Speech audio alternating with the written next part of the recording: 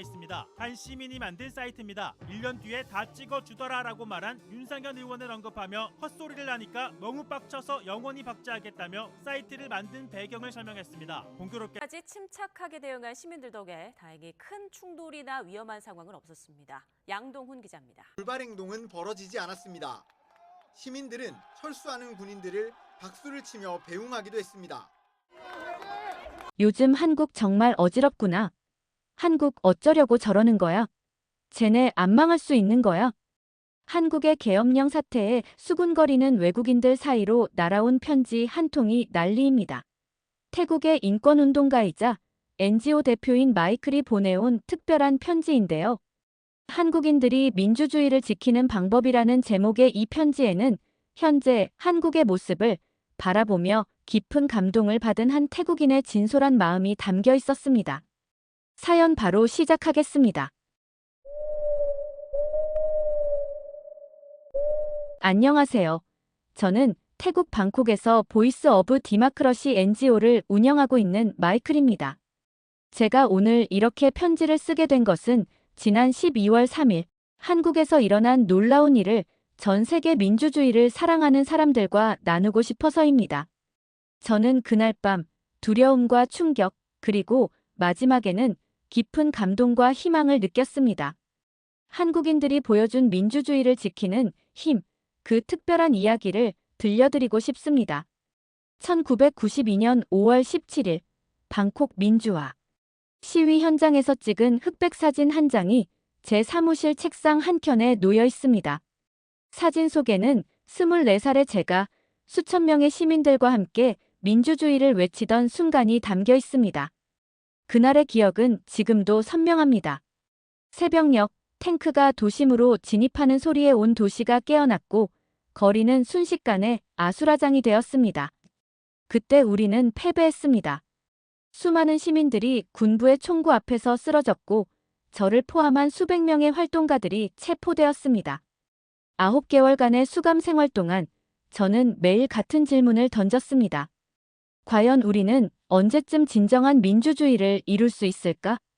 감옥에서 나온 후 저는 아시아 각국의 민주화 운동을 연구하기 시작했습니다.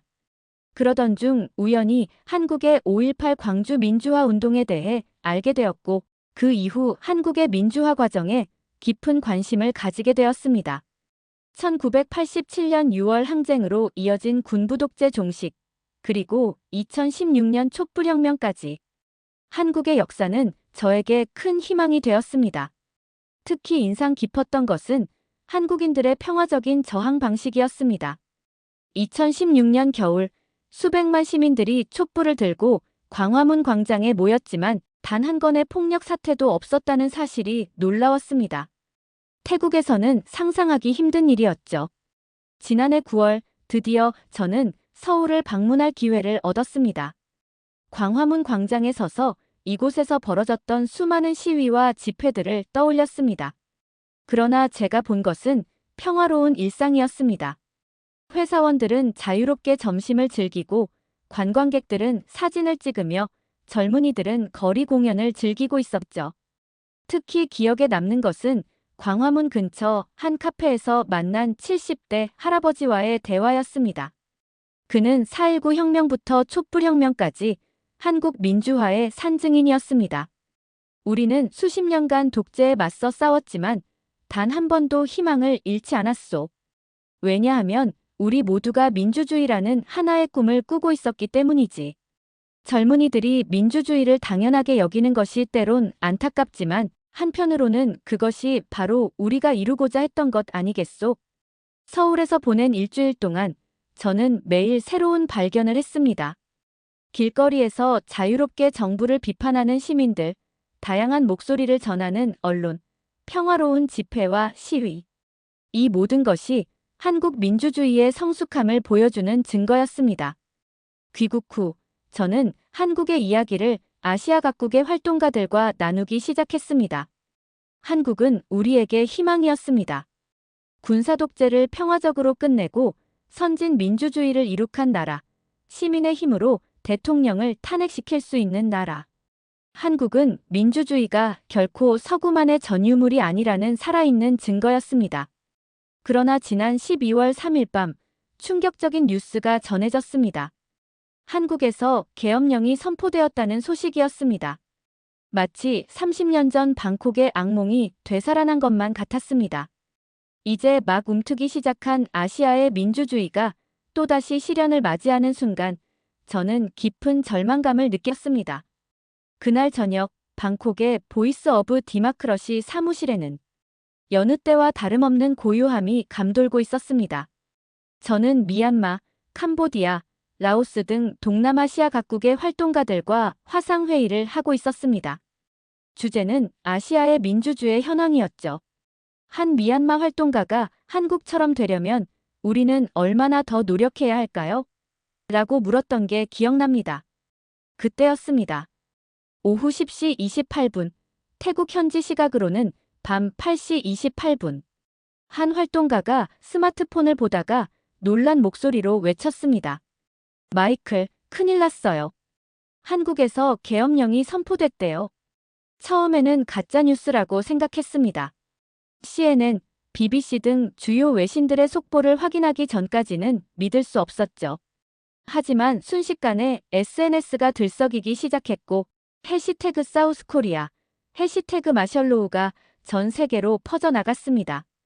트위터에는 매 초마다 새로운 정보가 올라왔고 유튜브에서는 실시간 중계 영상이 시작되었습니다.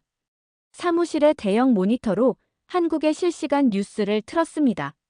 화면 속에는 충격적인 광경이 펼쳐지고 있었습니다. 무장한 군인들이 국회의사당으로 진입하고 있었고 군용 헬리콥터가 상공을 선회하고 있었습니다.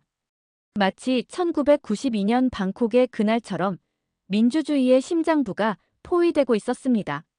BBC의 속보는 더욱 충격적이었습니다. 대한민국 대통령이 전격적으로 계엄령을 선포. 집회 및 시위 금지, 언론 통제, 영장 없는 체포 가능. 1987년 민주화 이후 처음으로 계엄령 발동. 뉴스 속보가 이어졌습니다. 군 병력, 국회의사당과 주요 방송사 점거 시작. 여야 의원들 긴급 소집 시도. 일부 통신망 장애 발생. 마치 악몽 같은 상황이 실시간으로 전개되고 있었습니다. 그러나 그때 예상치 못한 일이 벌어지기 시작했습니다. 한밤중임에도 불구하고 SNS에는 시민들의 실시간 제보가 쏟아지기 시작했습니다. 여의도로 가는 중입니다. 광화문에 모여주세요. 지하철은 정상 운행 중입니다. 시민들이 하나둘씩 거리로 나오기 시작한 것입니다. 특히 인상적이었던 것은 시민들의 메시지였습니다. 우리는 1987년의 교훈을 잊지 않았다. 촛불혁명의 시민들이 아직 살아있다. 이번에도 우리가 지켜낼 것이다. 분노나 적대감 대신 굳건한 의지와 자신감이 느껴지는 메시지들이었습니다. 한 대학생의 트윗이 전 세계적으로 공유되기 시작했습니다. 우리는 평화적으로 저항할 것입니다. 우리의 무기는 촛불뿐입니다. 하지만 이것으로 충분합니다. 우리는 이미 경험했으니까요. 이 메시지는 순식간에 30만 회 이상 리트윗되었습니다. 해외 언론들도 놀라움을 감추지 못했습니다. CNN의 한 기자는 이렇게 전했습니다. 서울 시민들의 대응이 놀랍습니다. 그들은 공포에 질리거나 혼란에 빠지지 않았습니다. 오히려 매우 조직적이고 평화적으로 움직이고 있습니다. 마치 이런 상황을 위해 준비해온 것처럼 보입니다. 이윽고 자정이 다가올 무렵 더욱 놀라운 광경이 펼쳐졌습니다. 시민들이 국회의원들의 국회 진입을 돕기 시작한 것입니다.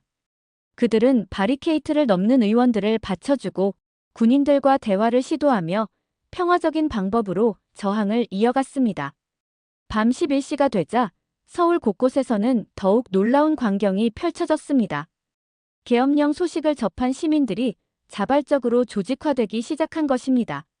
지하철역마다 시민들이 모여들었고 카카오톡과 텔레그램으로 실시간 상황이 공유되었습니다. 이들은 공포나 혼란 대신 놀라울 정도의 침착함을 보여주었습니다. 한 회사원은 퇴근길에 상황을 접했다며 이렇게 말했습니다. 지하철에서 계엄령 소식을 들었어요. 하지만 주변을 둘러보니 아무도 공포에 질린 모습이 아니었죠. 오히려 서로 격려하고 의지를 다지는 모습이었습니다. 그때 알았어요. 우리는 이미 이길 준비가 되어 있다는 것을. 여의도 국회의사당 주변에서는 더욱 특별한 광경이 펼쳐졌습니다. 시민들이 자발적으로 조를 나누어 질서 유지에 나선 것입니다. 20대부터 60대까지 다양한 연령층의 시민들이 참여했습니다. 그들은 노란 조끼를 입고 거리를 돌며 과격한 행동을 만류했고 주변 상점들을 보호했으며 심지어 쓰레기 분리수거까지 챙겼습니다. CNN 특파원은 현장에서 이렇게 전했습니다. 지금 제가 보는 광경은 믿기 힘들 정도입니다. 계엄령이 선포된 도시라고는 전혀 믿을 수 없을 만큼 질서정연합니다.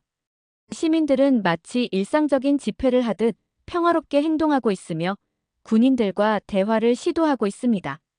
특히 감동적이었던 것은 시민들과 군인들 사이의 대화였습니다. 한 노인은 젊은 군인 앞에 서서 이렇게 말했습니다. 얘야, 너희도 우리의 자식들이야. 우리가 싸우는 것은 너희와가 아니란다. 우리 모두의 미래를 위해서야. 너희도 이걸 알고 있잖니? 이 장면을 찍은 영상은 순식간에 전 세계로 퍼져나갔고 수백만 명이 공유했습니다. BBC 기자는 이를 두고 한국의 시민들은 대립이 아닌 대화를, 증오가 아닌 이해를 선택했다고 평가했습니다. 놀라웠던 것은 주변 주민들의 행동이었습니다. 한밤중임에도 불구하고 근처 아파트 주민들이 따뜻한 음료와 간식을 들고 나왔습니다. 그들은 시위대는 물론 군인들과 경찰들에게도 음식을 나눠주었습니다. 한 할머니는 손수 만든 김밥을 나눠주며 이렇게 말씀하셨습니다. 우리가 힘을 모아 이겨내야 해요. 군인들도 경찰들도 모두 우리 편이에요. 시간이 흐를수록 더 많은 시민들이 모여들었습니다. 회사원, 학생, 주부, 노인.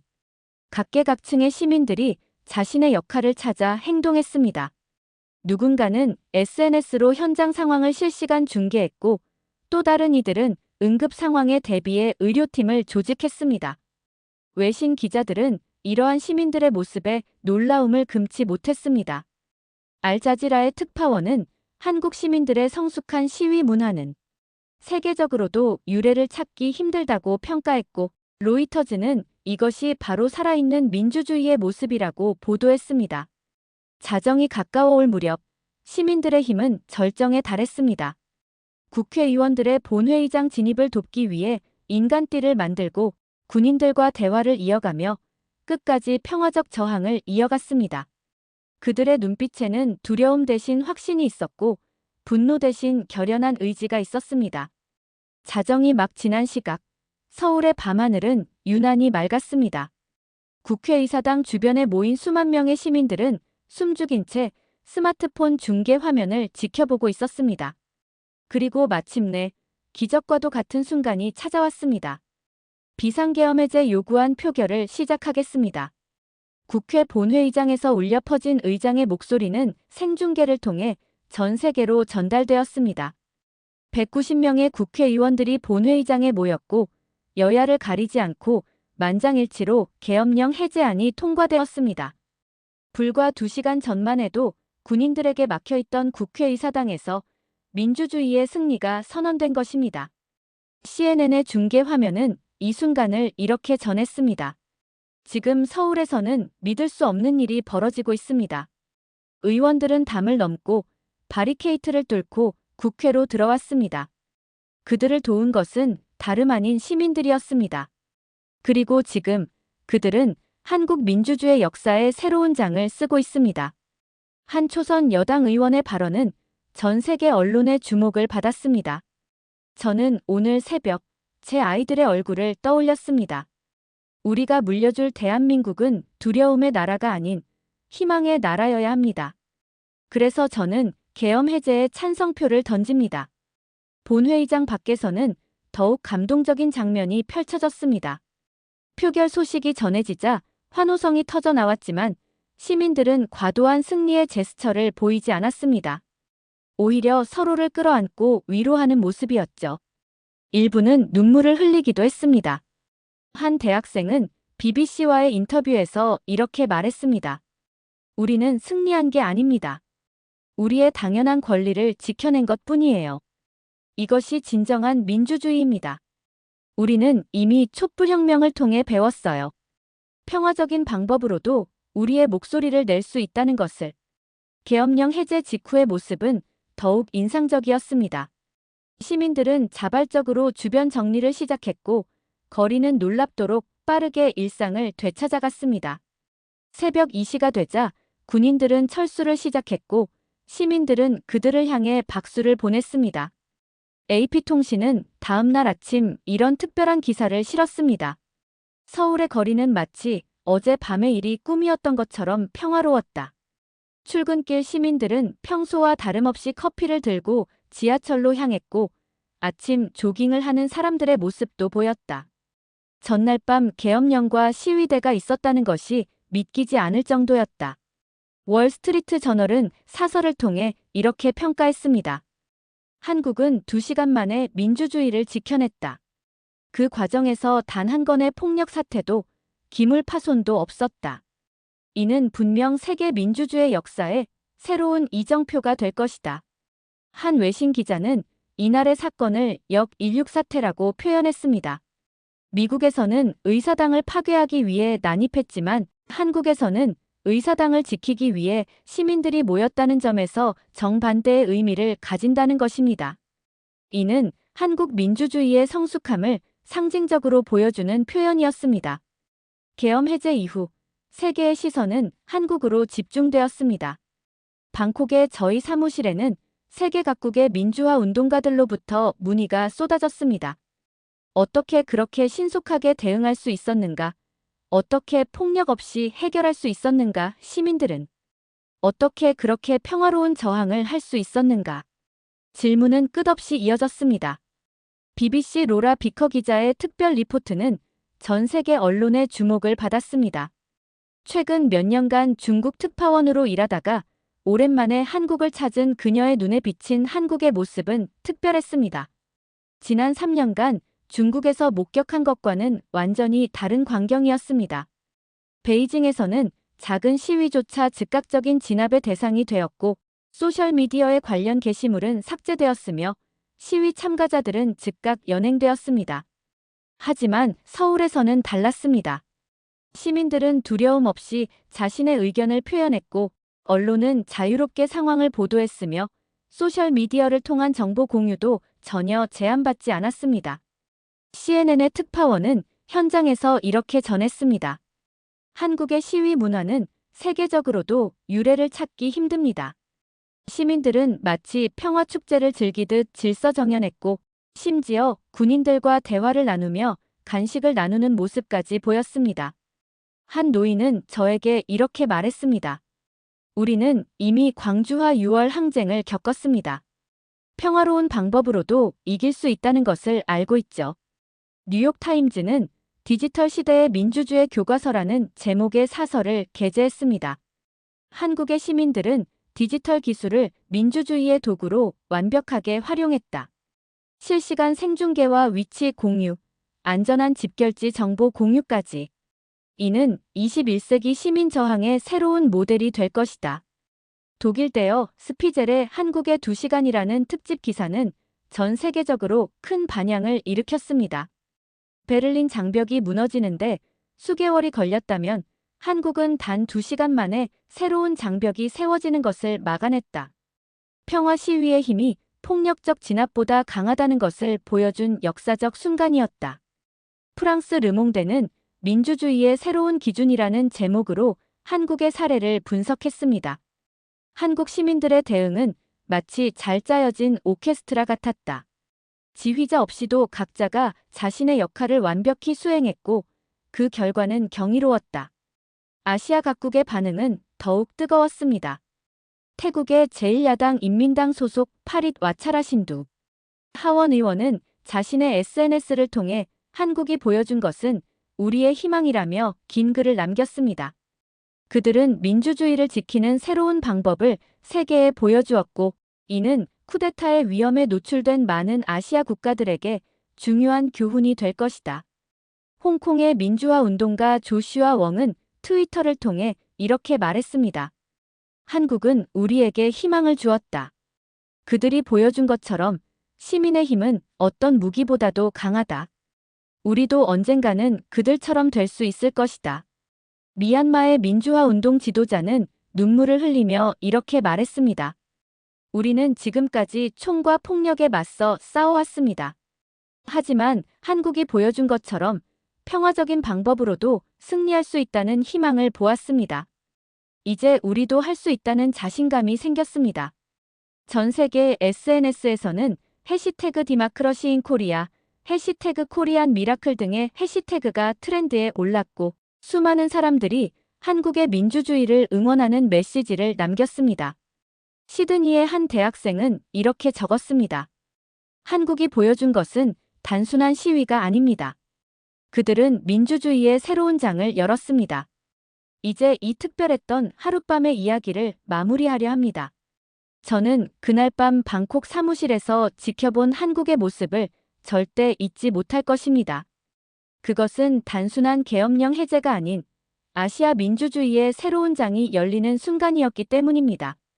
다음 날 아침, 한국의 주요 언론들은 2시간의 기적이라는 제목으로 특집 기사를 내보냈습니다.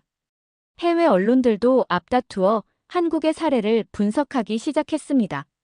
더 이카너미스트는 한국이 보여준 것은 21세기 민주주의의 새로운 표준이라며 몇 가지 분석을 내놓았습니다. 첫째, 시민들의 놀라운 조직력입니다. SNS를 통한 신속한 정보 공유, 자발적인 질서 유지, 평화로운 저항. 이 모든 것이 사전 계획 없이도 완벽하게 실행되었습니다. 둘째, 세대를 아우르는 단결력입니다. 20대 청년부터 80대 노인까지 모든 세대가 하나 되어 민주주의를 지켜냈습니다. 셋째, 성숙한 시민의식입니다. 단 한 건의 폭력 사태도 기물 파손도 없었다는 것은 세계 민주주의 역사에서도 유례를 찾기 힘든 일입니다. 이번 사태는 아시아 각국의 민주화 운동에 즉각적인 영향을 미쳤습니다. 미얀마에서는 한국식 평화 시위를 연구하는 시민단체가 설립되었고 젊은 활동가들은 한국의 사례를 집중적으로 연구하기 시작했습니다.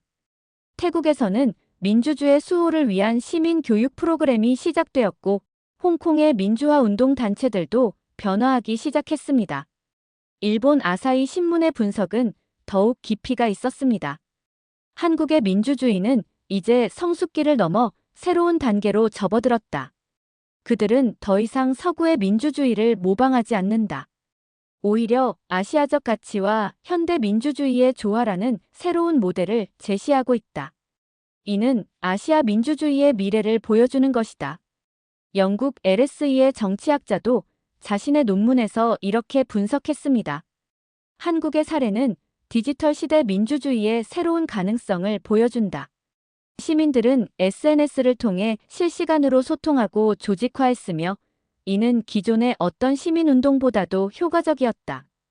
더욱 중요한 것은 이 모든 과정이 평화적으로 이루어졌다는 점이다. 저는 매일 아침 제 책상 위에 그 흑백 사진을 바라봅니다. 30년 전 방콕의 거리에서 우리가 꿈꾸었던 것, 그것은 바로 오늘날 한국이 보여준 모습이었는지도 모릅니다. 총성 없는 승리, 평화로운 저항, 그리고 무엇보다 흔들리지 않는 시민의식. 이것이야말로 우리가 그토록 이루고자 했던 진정한 민주주의의 모습이 아니었을까요? 한국의 시민 여러분, 당신들은 위대한 일을 해냈습니다. 당신들은 민주주의가 결코 시들지 않는 꽃이라는 것을 증명해 보였습니다. 그리고 그 꽃은 이제 아시아 전역에서 피어나고 있습니다. 마지막으로 저는 이렇게 말하고 싶습니다. 감사합니다, 대한민국. 당신들은 우리의 희망입니다. 당신들이 보여준 용기와 지혜는 영원히 기억될 것입니다. 한국의 시민 여러분, 당신들은 위대한 일을 해냈습니다. 당신들은 민주주의가 결코 시들지 않는 꽃이라는 것을 증명해 보였습니다. 그리고 그 꽃은 이제 아시아 전역에서 피어나고 있습니다.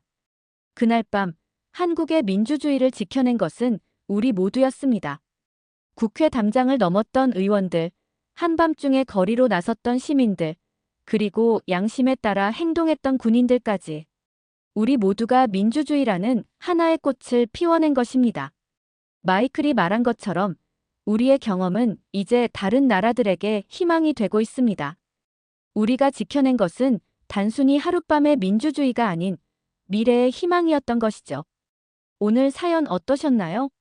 어지러운 나라 가운데 우리 한국을 이런 시선으로 보는 나라도 있다는 것을 알려드리고 싶었는데요. 여러분의 생각도 댓글로 함께 나눠주세요. 오늘의 이야기가 재미있으셨다면 구독과 좋아요, 알림 설정도 꼭 부탁드립니다. 이런 감동적인 이야기들을 앞으로도 계속 전해드리고 싶습니다. 다음 이야기로 찾아뵐 때까지 행복한 하루 보내세요. 감사합니다.